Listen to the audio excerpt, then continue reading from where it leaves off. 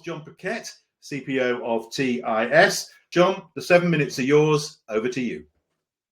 All right. Thanks a lot, Mike. Yeah, and I think the Treasury Jargon did a great job of pointing out in the introduction here. This is really a topic that has grown in strategic importance for businesses, particularly in the face of the uncertainty that the companies are facing. They need an accurate forecast to be able to plan liquidity accordingly.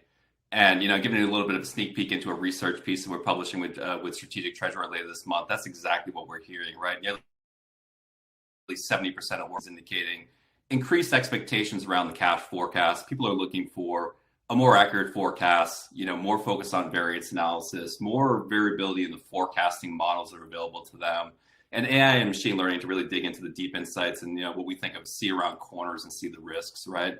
And this really all translates into that strategic importance and the fact that the days of the cash forecast just being sort of a monthly report that Treasury creates are over. This is now a weekly, if not daily, sort of blueprint for how the company is going to manage cash and liquidity. And so you need to be able to drive these accuracies into the forecast to be able to rely on it and really use it for those purposes, right? So, and this is exactly what we strive for at TIS. And foundationally, the first thing you really have to correct is the data issue. And I think both Royston and David pointed this out.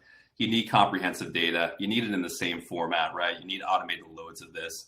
And particularly, we work with a lot of the world's most complex, multinational corporations out there. And this is a big challenge for companies, bringing all this data in collectively across all these different sources, the ERP system, the budgeting system, the FP&A, the sales forecast, a TMS, a payroll system, and of course, the bank information that feeds into that as well, right?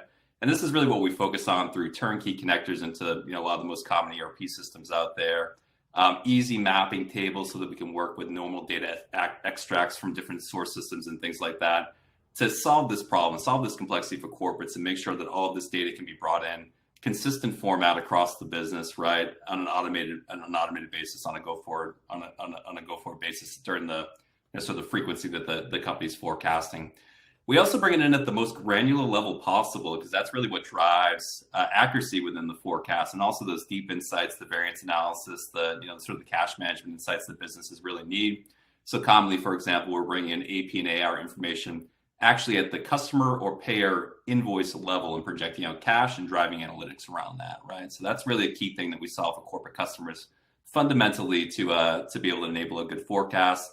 The other is that, Treasury has so much reliance on the rest of the business to create the forecast as well. It's, commonly thought of as something that Treasury owns, but they need inputs collectively across the entire business. It might be regional finance teams or even a regional Treasury center, the AP department, the AR department, the FP&A department, all providing inputs into the forecast. So a common flow that we'll see is that all the data will come in automatically through the loads, from the previous screen here. And then workflows kick off that really allow the users to collaborate on the finalization of that forecast, the confirmation of data, adjusting items for timing, adding items that might be missing, because that qualitative input is just as important in creating a comprehensive forecast for the business as well, and something that we pay really, really close attention to in solving for our customers. And then once you get to this point, you have these things foundationally solved for. This is when you can start layering on more advanced technologies to really be able to achieve what your business is looking to achieve from your cash forecast. So that could be, for example, using different forecast models, maybe projecting out cash differently depending on what the actual cash flow is and where that source is coming from. Some might be direct, some might be indirect. You might be, trying to adjust for some seasonality, or maybe you have something that's very industry specific, like the retail calendar, for example, that you want to account for. All that can be folded into the forecast as well. You want to create multiple different scenarios. Every Treasury department's not just planning for best case; they're obviously planning for worst case and maybe a more optimistic scenario as well. And their cash planning blueprint. A lot of our customers obviously also want to leverage AI to get those deep insights and be able to proactively, see around corners, identify the risks, and really sort of the trends within their forecast that they want, brought to the surface for additional attention that are going to drive their cash management strategies. They want to be able to drive a deep variance analysis, both to, improve the forecasting accuracy over time, but then also to understand on a weekly basis what it really is that's bringing cash off track, and if they might be able to correct that from a business perspective. And they want to tie it all to working capital as well, right? Where are the working capital levers that we can pull to be able to increase liquidity if we need to within the business? Where are the efficiencies, and kind of how do we bring that whole picture together, right? So And there are obviously a lot of capabilities here, but I think one of the really sort of strong models that we have at TIS is that you can layer this stuff on over time. So starting with a baseline accurate forecast, and then as you progress the maturity of that model, use some of these more advanced capabilities to be able to get more and more refined in your forecast. So it's a tool that gives you quick time to value, but also something you can grow with, as things progress. And always bringing everything back to the business challenge that the company's looking to solve for. Obviously, if the technology does not solve the business challenge, it's not doing its job. That's going to differ a little bit from company to company, but these three I think are ones that we consistently see businesses looking to improve. One is time savings, less hours spent manually compiling data, putting the forecast together, more time spent analyzing the forecast, right? That's really a sort of an objective companies are looking for, as well as creating that forecast more frequently, even going to a weekly or daily forecast in a lot of cases. Proactive cash savings, so better utilization of cash to do things like pay down debt, invest cash, taking advantage of, say, early pay discounts or supply chain finance facilities as well, right? That's something all of our customers are looking to do. So we bring those insights to the surface so that they can then act on those.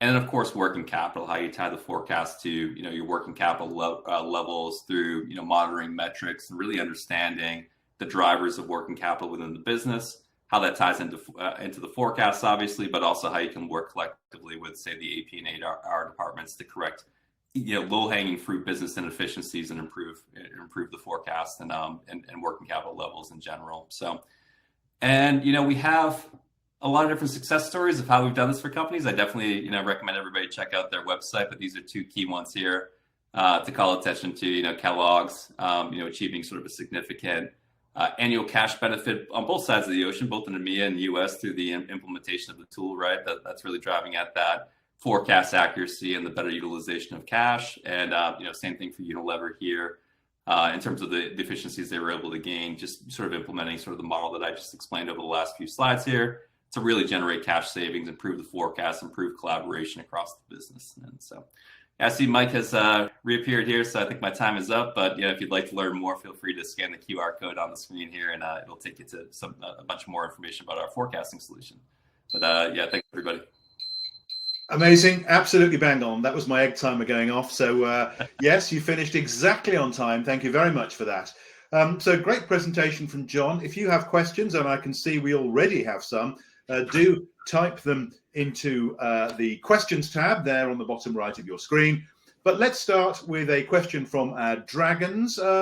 Angie Gifford, you're coming at us from an excitingly low camera angle, but let's get your first question. Thanks, John. Thanks for a great presentation. It's great to see the evolution of your product. It's great from my perspective. Just if you can talk me through, you kind of talked about three levels. You started off talking about the kind of scattered data that you had to assimilate into one position. Then you talked about the kind of transformational steps about using AI, scenario planning, etc. And then finally, you got to how that commutes into sort of financial benefit and real beyond Treasury benefits. Thinking a little bit about that journey for your clients, can you talk a little bit about the amount of time that it takes to migrate all the way through and the kind of resource that clients would need to apply in order to get to the end game? Yeah, for sure. And actually this last slide, I think kind of speaks well to it. Like a lot of the implementation approach that we kind of recommend for our customers goes by this walk, run, fly model. And it's really about getting that baseline forecast in and, tying every cash flow that you're trying to project to a reliable source and making sure that's deriving cash appropriately. And that's kind of what we think about as like the baseline cash forecast. And even when companies get to that level, they're learning so much about how cash is moving around their business and they're able to gain a lot of advantages, directly out of that.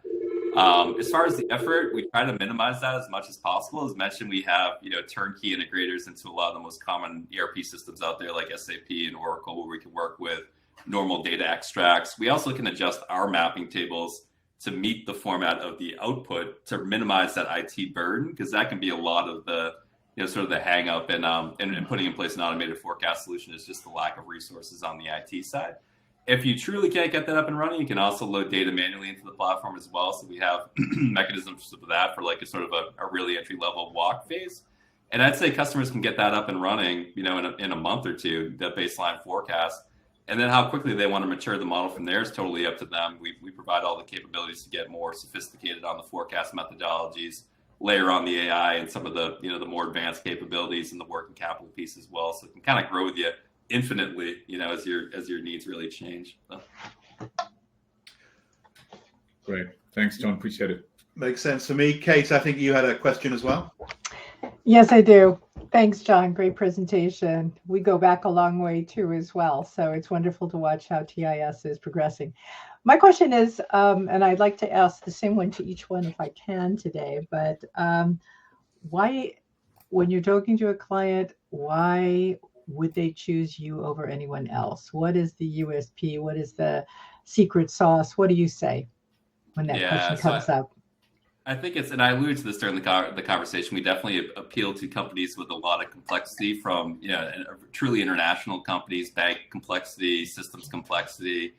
And that's really, I think, what we uniquely solve for is, putting in place a model where companies can actually achieve that data aggregation that's so tough for companies to usually, get in place to be able to put in place a comprehensive forecast. And then we also think about the organizational components of that, the fact that they really need to be collaborating across the business. This forecast, maybe Treasury is the user of it, but it's informed by the global finance teams, the regional subsidiaries, and putting in a platform where users can really collaborate on the creation of that forecast and extracting out those insights is really valuable. For example, a lot of people talked about, real-time bank data for, making proactive cash decisions. I feel like real-time user input is just as important as well to understand the cash trends that are happening globally and if there's cash management opportunities that really exist. And I think that that's something that TIS does uniquely well, is bring those components together. So. Thanks, John. Thank you. That connects quite well to our audience questions. Theo Onessian and Mark Carter ask not dissimilar questions. Theo asks, how is cash optimization integrated into cash flow forecasting? And Mark asks, can I use TIS as a standalone forecasting tool, or do I need to have the TIS Treasury Management System more generally? So I guess those two questions related. How are these things connected? Cash optimization versus cash forecasting, and how does that fit into the wider TIS infrastructure? Yeah. So, maybe I'll take the second one first. So, TIS actually is not a TMS. We offer some specialized solutions in a couple of different areas, and one is cash forecasting. The others are more on the payments, automation, bank connectivity, and fraud prevention side. So, the answer to that question is absolutely no. You can have just the forecasting module without having to have the full suite of solutions, and that's actually the most common application that we do see. And then that cash forecasting solution will sit on top of the existing infrastructure for the business that might even include a TMS feeding data into that as well, and can be used in that capacity. As far as the cash optimization comes, so TIS really sort of, I guess started from the cash forecasting side, meaning like sort of the mid to long range forecast, the true liquidity planning.